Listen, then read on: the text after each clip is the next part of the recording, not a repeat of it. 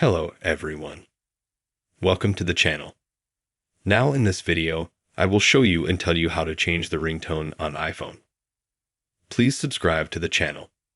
Watch the video to the end. Put likes. Let's get started.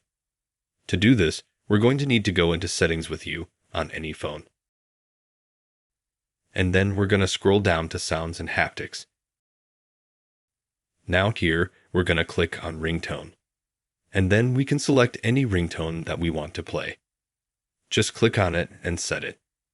If you want to set a ringtone of your own, you can click on Store. You can go to the store and you can buy any ringtone that costs any amount of money and put it on your ringtone.